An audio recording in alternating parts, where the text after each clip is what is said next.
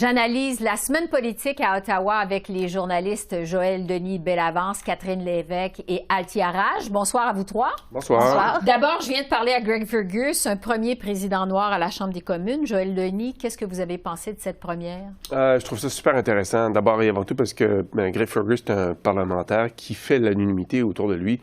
Sa marque de commerce et son grand sourire, on dirait qu'il y a un sourire permanent accroché au visage.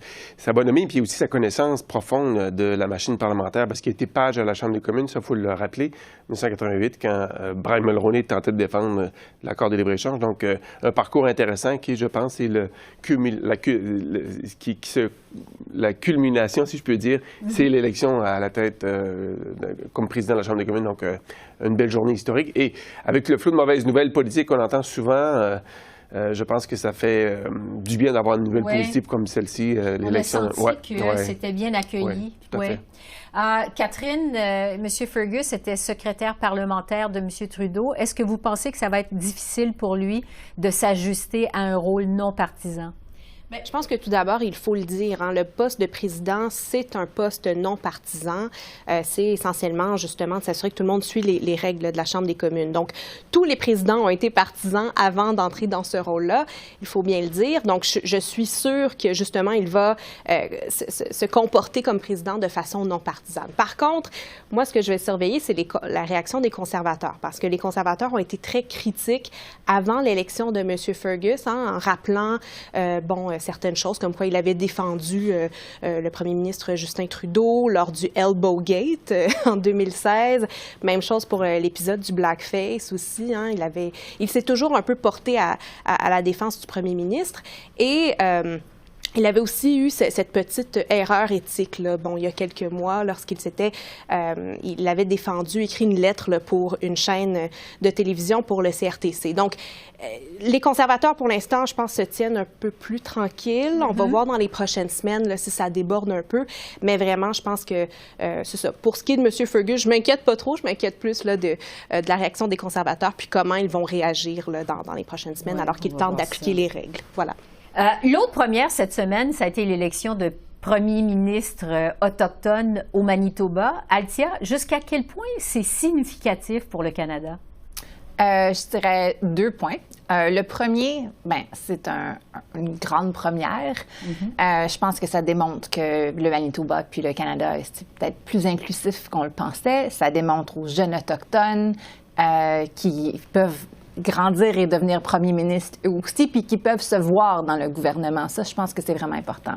L'autre chose, c'est la manière dont Wapikuni a gagné. C'est un message assez positif, axé sur les enjeux de la santé, vis-à-vis un gouvernement progressiste conservateur qui a vraiment misé sur des questions identitaires, qui a joué la carte, disons-le, du racisme envers les Autochtones, qui a essayé de faire un enjeu anti-trans, la question aussi de l'élection. Puis, je me demande s'il y a des leçons pour les conservateurs de M. Poilievre dans la défaite des progressistes conservateurs au Manitoba. Ça fait le tour des premières. On va parler de logement abordable. Bon, Québec, Joël Denis, vous avez appris des choses aujourd'hui dans la presse. Québec pourrait allonger 900 millions. Renchérir sur ce qu'Ottawa offre. On va écouter le premier ministre Legault, ce qu'il avait à dire là-dessus aujourd'hui, et on y revient. Maintenant, le gouvernement fédéral est ouvert à nous donner 900 millions. Nous aussi, on va faire notre part.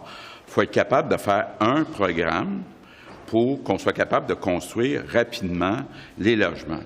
Maintenant, ce que me dit Éric Girard, c'est que si on veut inclure le 900 millions du gouvernement fédéral dans la mise à jour du 7 novembre prochain. La date limite, c'est vendredi prochain.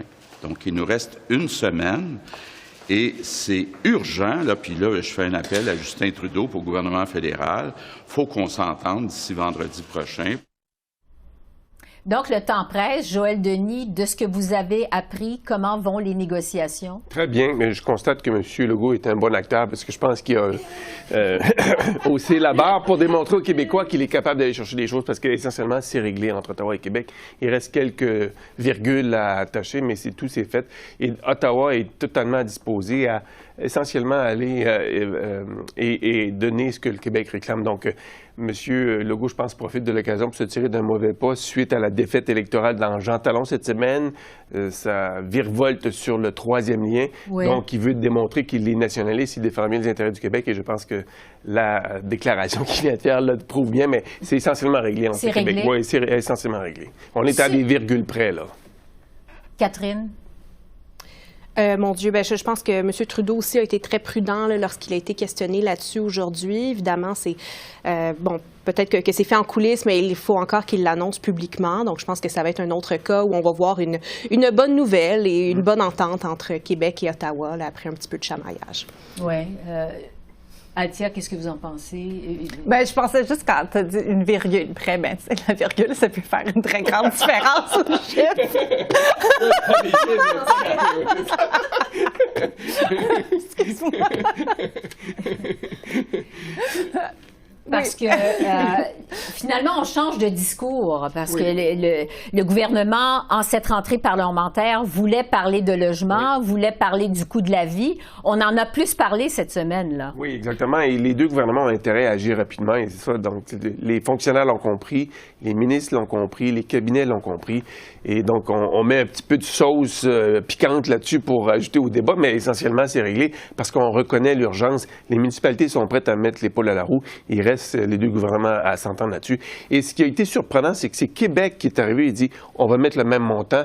Pourquoi? Parce que, bon, ben, ça avait été un peu télégraphié par le ministre des Finances, Éric Girard, mais pourquoi? Parce que Québec veut aussi bien paraître dans ce dossier, parce que la crise du logement touche toutes les régions du pays, y compris au Québec, petite comme grande municipalité. Donc, évidemment, si deux gouvernements se chamaillent sur une question de financement, ça ne va pas très bien les faire paraître auprès des électeurs. Non, et on a vu que les relations semblent quand même rétablies entre les deux hommes. Il n'y a aucun doute là-dessus. On l'a vu dans le dossier d'ailleurs de Northvolt la semaine dernière. Exactement. C'est clair que l'harmonie était... Il y avait une romance. L'harmonie était de retour. Bon, pour ce qui est du prix à l'épicerie, le ministre Champagne a promis des rabais bientôt, dit-il. Catherine, est-ce qu'on peut se fier à ça?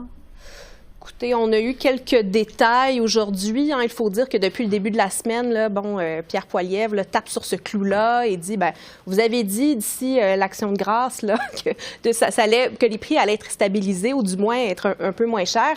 Ils sont où vos rabais finalement? Donc, ce que M. Champagne a tenté de faire aujourd'hui, c'est de rassurer la population, c'est de dire, écoutez, on en est arrivé à une entente et des fois, déjà, on commence à voir les effets dans les circulaires et je suis allée regarder les circulaires pour vous. D'ailleurs, l'Oblast qui a des nouvelles bannières là, où vraiment ils mettent l'accent sur le fait que, on peut sauver 1 $, 2 $, 3 $. Donc, il y a plus de spéciaux, disons, c'est très, très bien indiqué.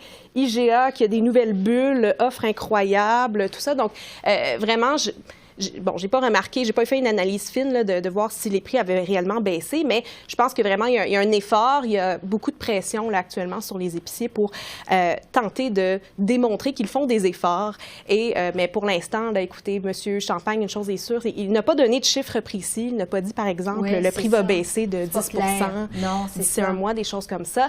Mais vraiment, il essaie de nous faire comprendre que, il a la situation bien en main et que les grandes chaînes d'épicerie, du moins, semble-t-il, ont compris le message. Elles ont changé leur discours, donc on verra pour la suite. Oui, c'est ça. On verra une fois à l'épicerie s'il y a une différence sur les factures.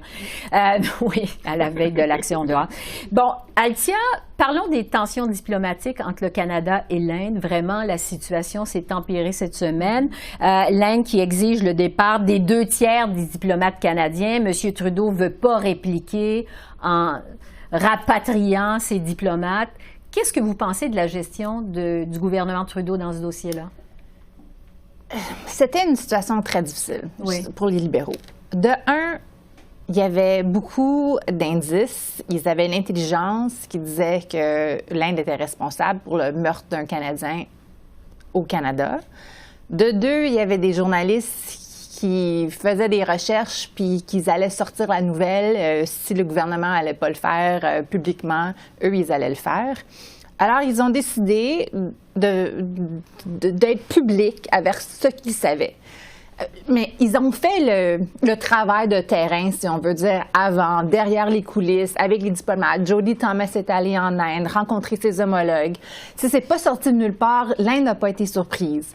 Mais maintenant, le problème, c'est que le gouvernement a essayé de donner de la flexibilité à l'Inde. Le premier message, si on se souvient, je pense que c'est il y a 2 semaines, M. Trudeau a donné de la place pour que l'Inde puisse dire « Ah, mais c'est des agents qui n'avaient pas notre directive de faire ça. » Ils avaient donné assez de place pour que le gouvernement indien puisse s'éloigner de la chose. Mais c'est pas ça qu'ils ont fait. Ils ont dit « Vous êtes fous, on n'a jamais fait ça. » Puis là, la situation empire.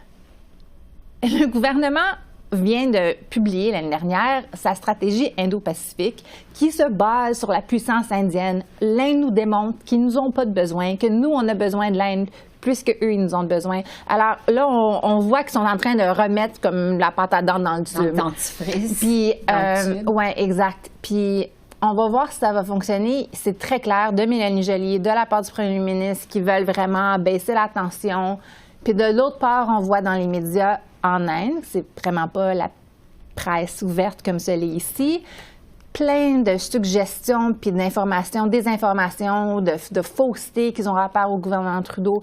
Mais à la base, c'est que le gouvernement indien de Modi est vraiment découragé de la situation avec les Sikhs nationalistes qui sont au Canada, qui s'organisent, qui font des levées de fonds. Puis ce qu'ils voient comme le gouvernement Trudeau qui fait rien. Oui, parce qu'on a l'impression que la situation s'envenime vraiment entre les deux pays. C'est tout le temps qu'on a. Joëlle Denis, Catherine, Althia, merci beaucoup. Merci. Merci à vous. À la semaine prochaine. Merci.